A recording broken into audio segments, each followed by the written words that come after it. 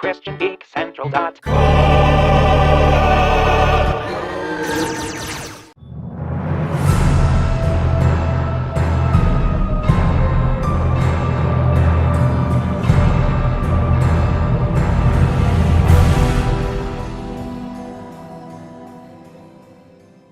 Alright, I've reset the game, but I decided that before I actually try to level up my guys and compensate that way, I want to put into practice a couple of things based on one or two kind of revelations I had just waking up this morning. The first is that damage can also be dealt with by getting rid of cards.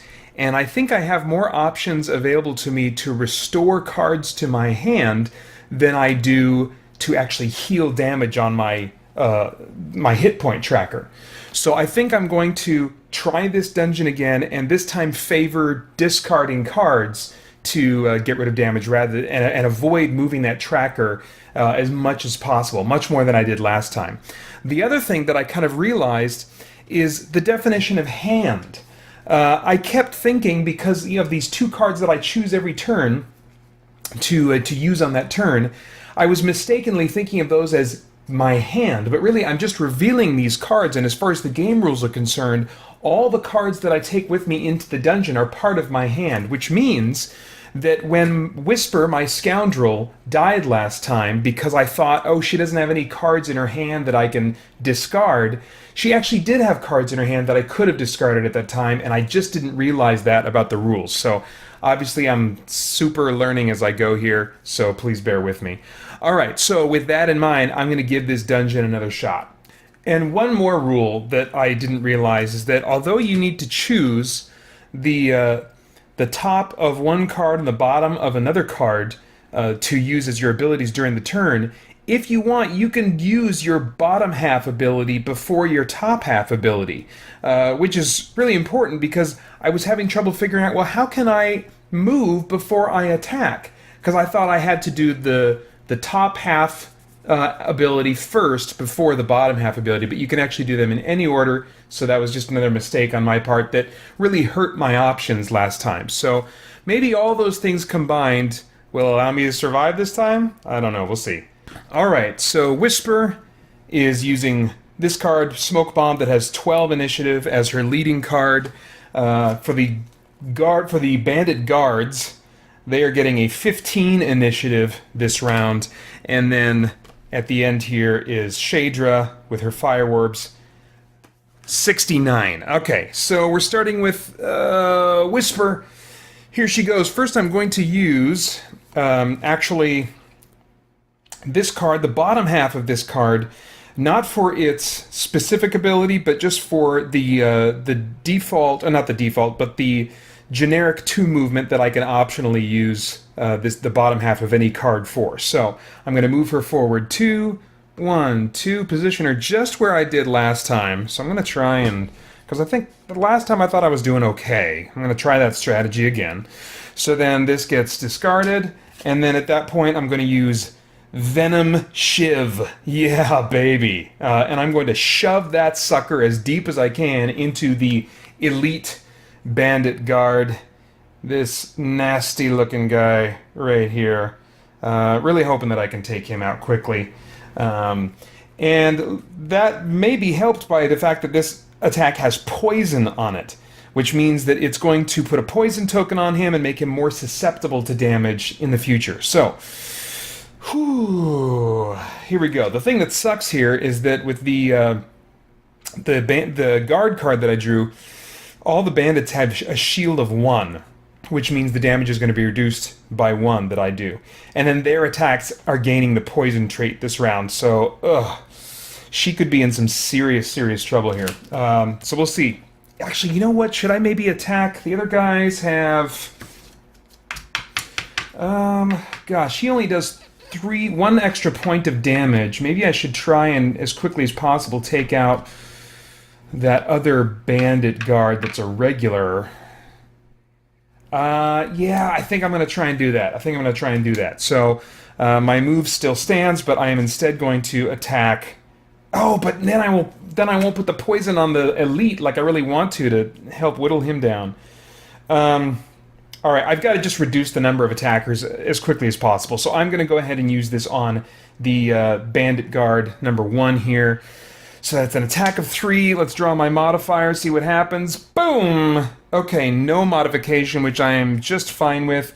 He's got a shield of 1, so 2 damage is still going to get through. Plus poison is going to be put on this guy.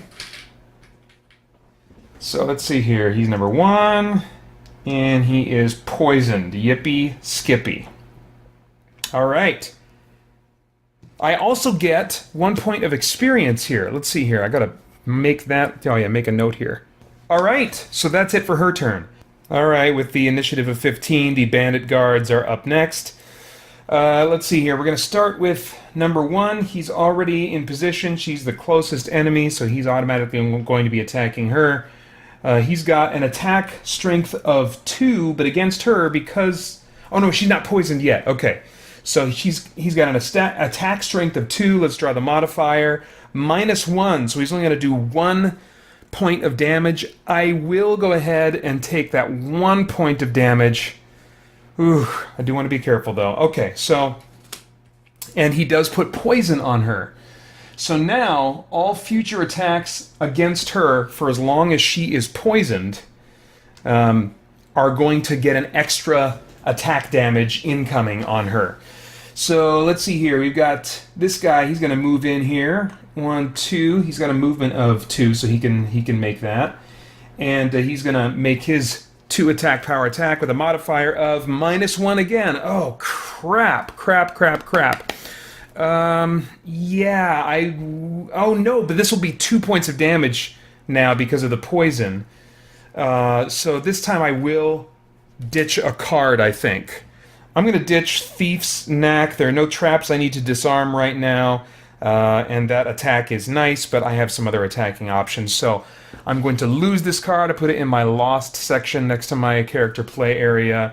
And now we've got the Elite that is going to be going last here. Let's see. He's got 3 automatic damage coming in, 4 because of the poison. Modifier card says +1. Oh my gosh. Okay, so this is definitely a case where I want to choose a card in my hand to discard to negate all of that damage. And I'm going to choose to get rid of Quick Hands. It's a move 2, attack 2. Not a super powerful attack. The movement is kind of nice to have along with the attack. But and as far as looting, as long as, you know, any space that you're on in this game, you automatically loot at the end of your turn. So it's not like I need an ability card to loot. It just makes it a little bit easier to be able to loot, because this allows me to loot any space that's 1 hex away from me, in addition to looting the space that I'm on. So, yeah, sorry to see that go, but I am going to lose that card in favor of not taking any damage.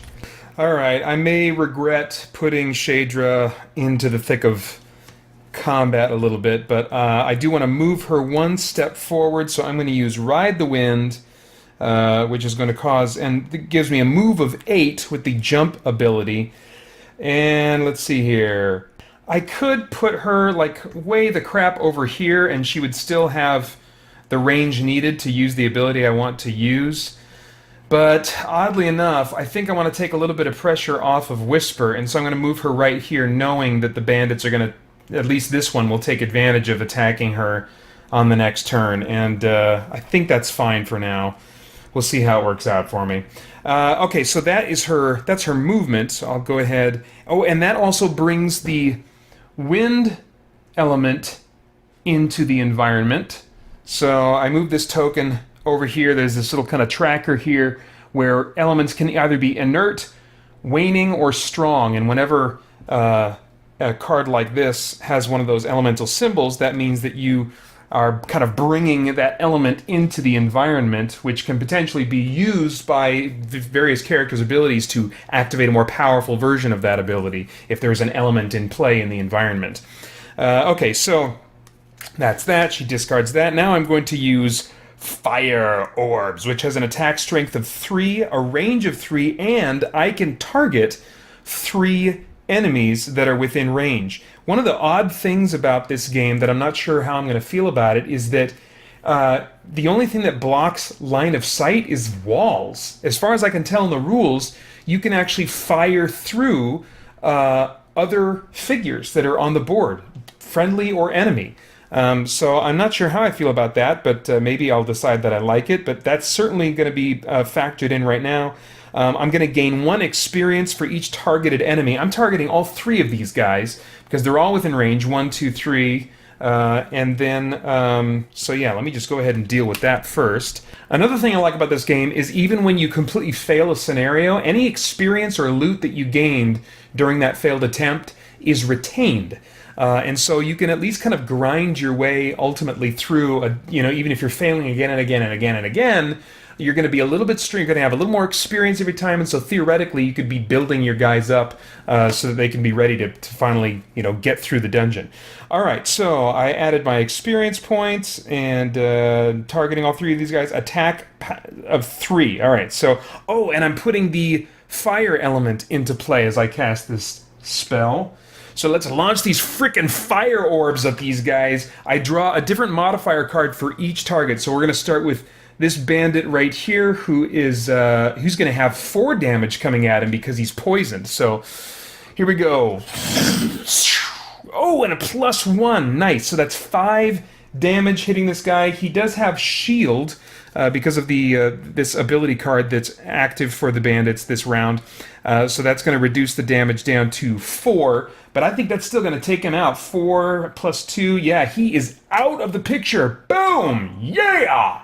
Okay, I had to pause and look up the rule, but whenever a monster that is part of the base setup for the room is killed, then a money token drops where it was standing. So that's awesome. I'm going to be able to pick this up and use it to buy some goodies later on.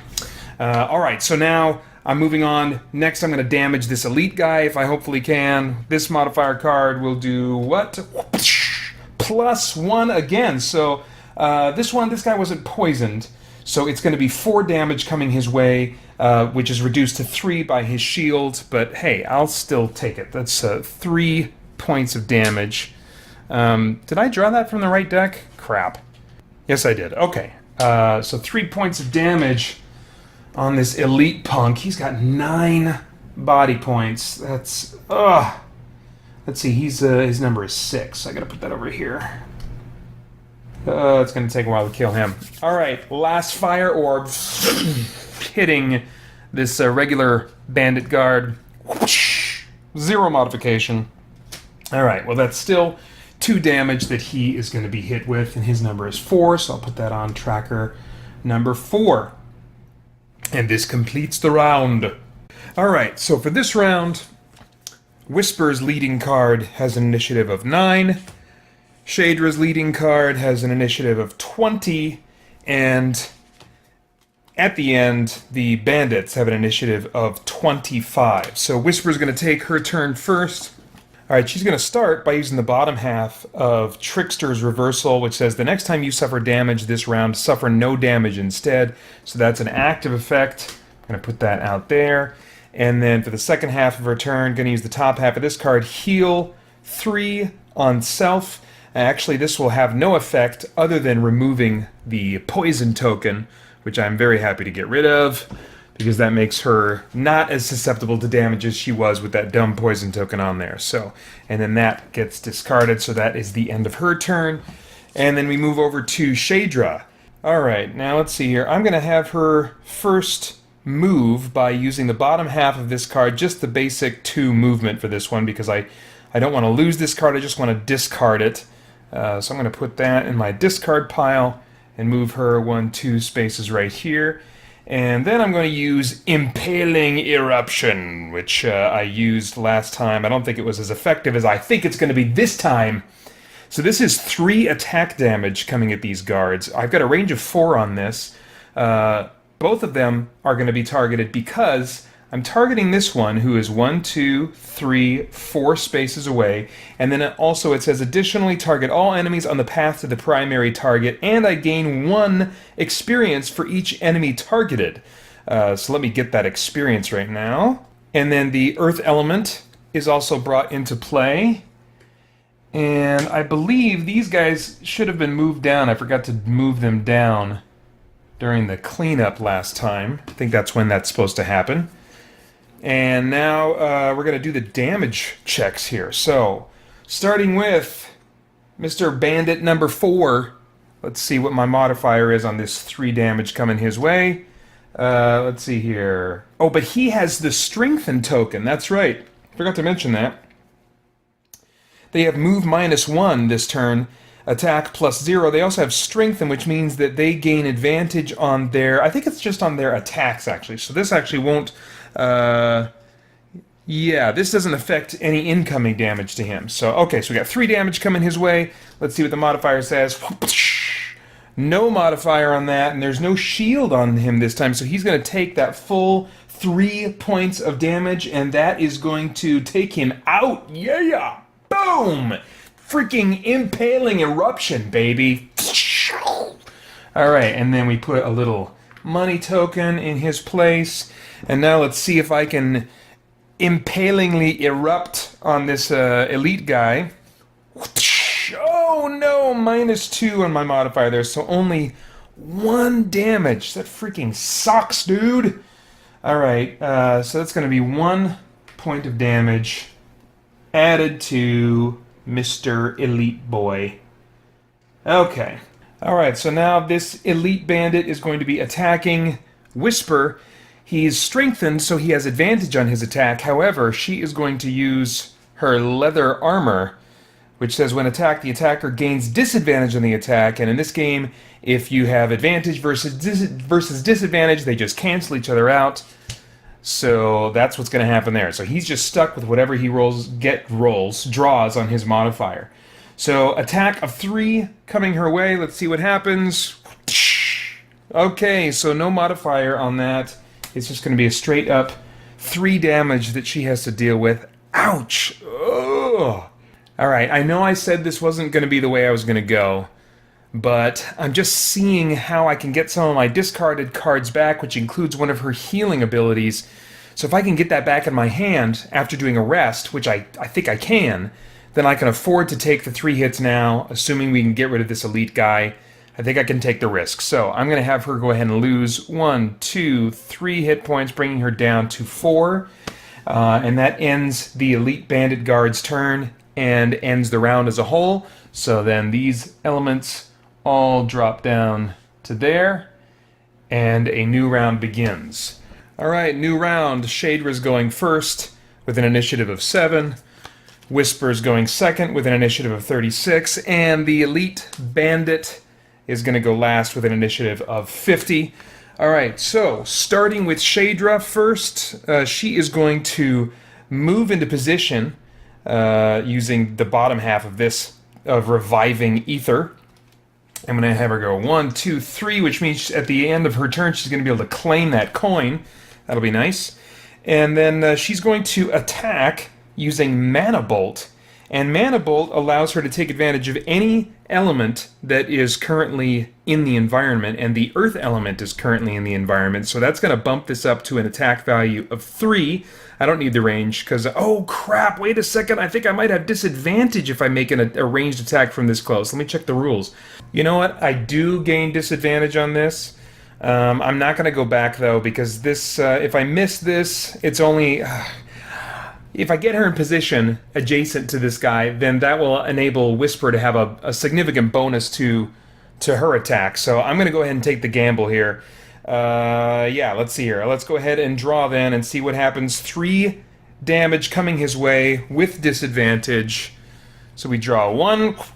Oh, crap. So that means it's going to fail because no matter what, that's the worst card I could possibly get. So I'll draw the second card, though. All right, yep. So that totally fails. That super sucks. Oh well, at least I still get to loot that thing. These are going to go... This got sucked up into that attack, so I used up that element. And these both go in the discard pile. So, right there. And now it is Whisper's turn. And she is going to attack right here with this guy. Attack 3, add +2 attack, and gain 1 experience when the target is adjacent to any of your allies.